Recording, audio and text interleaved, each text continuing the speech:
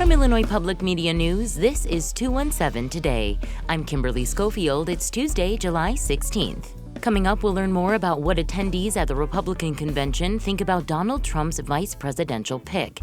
That story in just a few minutes, but first, these headlines. Many Central Illinoisans heard this sound before going to bed last night.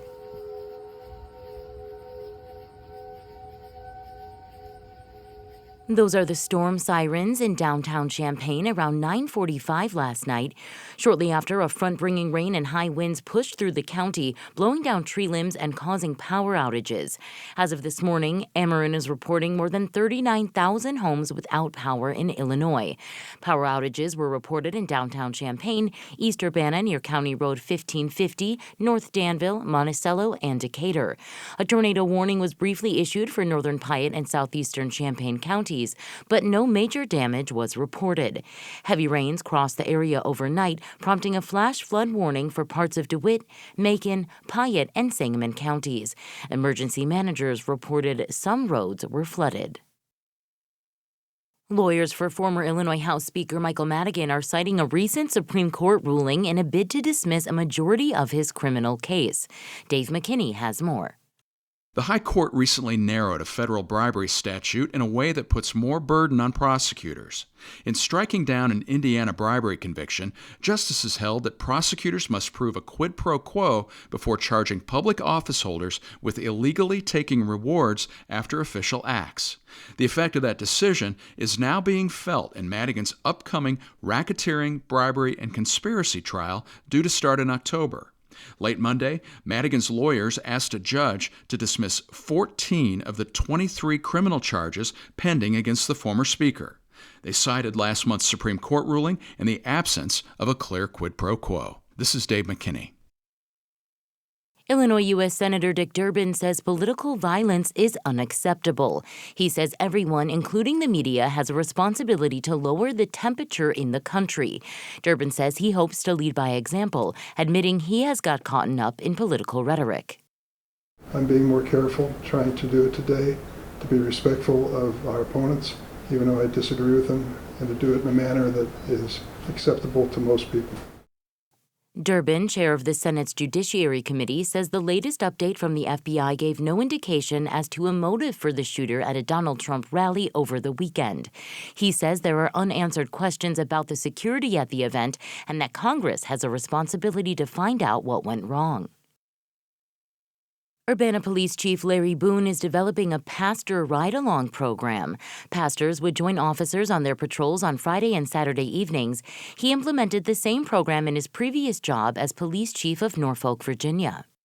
You get to see the officer sometimes, becoming a warrior.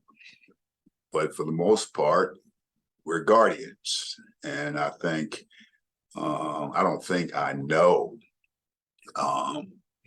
our relationships, particularly in the African-American community, with that program, crime went down dramatically in those areas.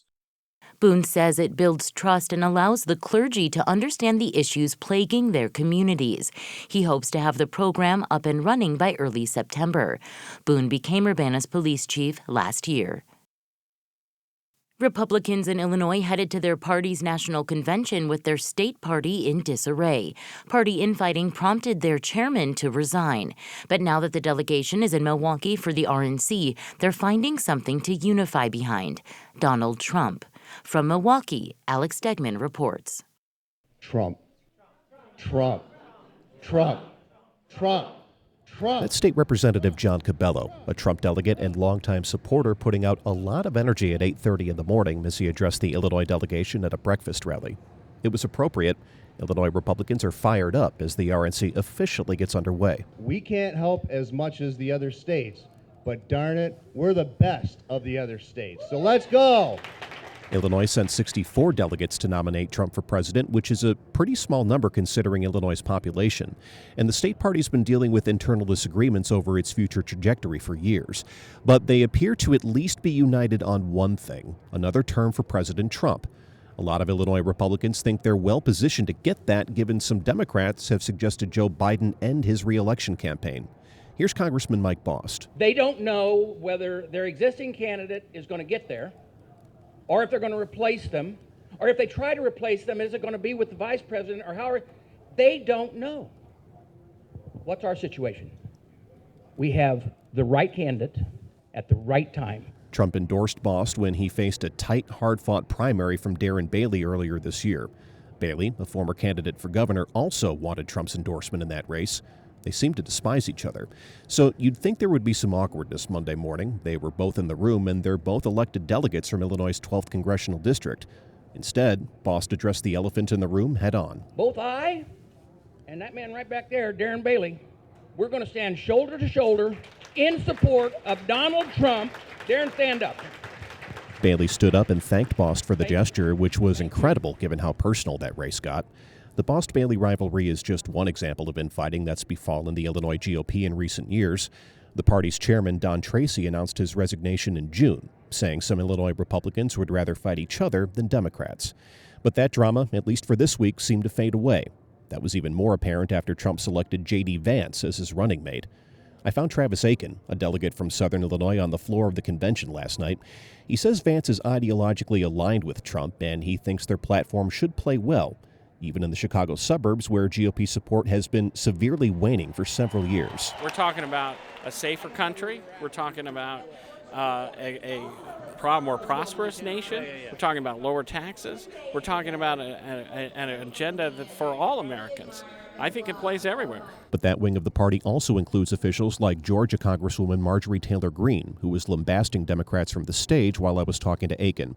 She focused on things beyond those kitchen table issues Aiken brought up as being appealing to people in the suburbs. They promised normalcy and gave us Transgender Visibility Day on Easter Sunday.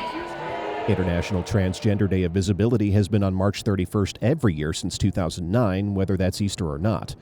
Banning transgender athletes from competition is part of the National Republican Party's platform. It remains to be seen whether the Illinois Republican Party can convince those coveted suburban Chicago voters to elect more of them. I'm Alex Degman. Still to come, we'll learn more about what the attendees at the Republican National Convention think about Donald Trump's vice presidential pick. That story is coming up next on 217 Today.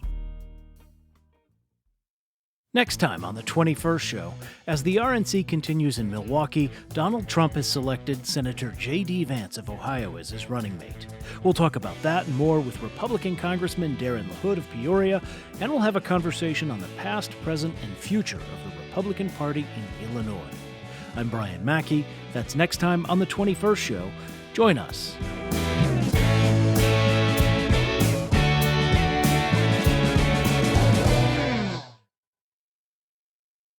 You're listening to 217 Today. I'm Kimberly Schofield. Ohio Senator J.D. Vance is Donald Trump's vice presidential pick. The two appeared together during the opening of the Republican National Convention last night in Milwaukee. Vance is a 39-year-old with less than 2 years in Congress who once described himself as a never-Trump guy. IPM News is on the ground in Milwaukee. After the VP announcement was made, our producer, Jose Zepeda, asked attendees their thoughts about Vance, how he compares to Trump's first vice president, Mike Pence, and whether Vance should go clean-shaven as most modern U.S. presidents and vice presidents. My name's Erin Brownback. Trump has chosen his VP. What do you think? I think it was a great decision. I think that JD is very strong advocate for life, which is an issue that I know I and many other people care very much about. I think that President Trump wanted to turn the issue of the life decision back to the states. He did a huge amount of work on our behalf, getting Supreme Court justices who overturned Roe v. Wade, and I think that he wants that to be his contribution to the life issue, but I also think he cares about having people surrounding him who really care about life and valuing human life.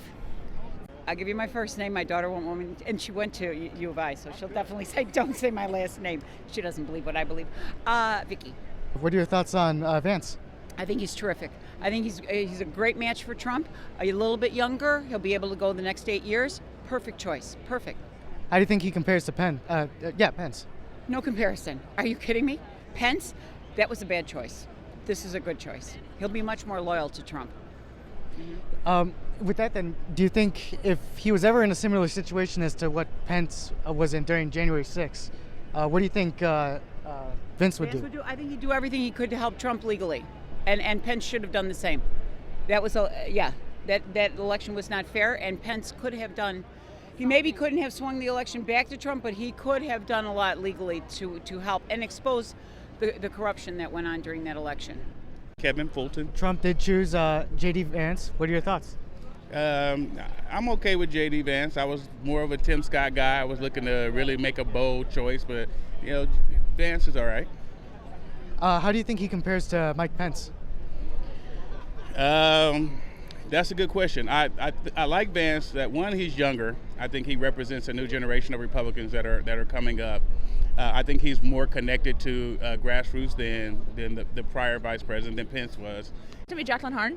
I personally love the VP pick. I'm the chairwoman for the Georgia Young Republicans back home, and I think a lot of young Republicans, while we love Trump, we'd love to see someone younger and someone that has that energy and that we can see for the future. Like, hey, we're looking forward to 2028. Here's a young guy that's going to be able to kind of take on the rest of the Republican Party, and there's a future for it. How do you think he compares to Pence? I really liked Mike Pence. I thought Mike Pence was a great guy. I think that he brings this whole relatability, like with the hillbilly elegy story that J.D. Vance has. Like, I think a lot of people can just relate to him. And I think personally, I know everyone loves J.D. Vance. I think he has a big name ID, right? But he seems very personable and very just humble whenever you talk to him. And I don't know, I just think it's a great quality to have in a VP. It seems like in general, between Trump and Vance, the ticket is very relatable and very much just they say what they want to say. They're very brash about it, and it's very straightforward. And so I think a lot of young people can relate to that. If he does keep the facial hair, he would be the first vice president or president in a long time to have it. Yeah. Should he keep it? Keep it. Definitely 100% keep it. That was IPM's Jose Zepeda in Milwaukee asking delegates their thought about Donald Trump's pick for Vice President, Ohio U.S. Senator J.D. Vance. Listen for more discussions about the RNC on the 21st show. Today, Brian Mackey talks with 3 Republican former office holders in Illinois, Governor Jim Edgar, House Republican leader Jim Durkin, and Congressman Rodney Davis. Join us for the 21st show today at 11 a.m. on AM 580 or 6 p.m. on FM 90.9. And finally, in your forecast for today, a chance of showers and thunderstorms later this afternoon. Otherwise, mostly cloudy with a high near 87 degrees. That's it for today. 2 and 7 Today is produced by Stephanie Mosqueda. Reporting today contributed by Dave McKinney, Sean Crawford, May Antar, Alex Degman, and Jose Zepeda. Music by the Kilbourne Alley Blues Band. Reginald Hardwick is our news director. I'm Kimberly Schofield. 2 and 7 Today is a production of Illinois Public Media. Thanks for listening, stay safe, and we'll talk to you again tomorrow.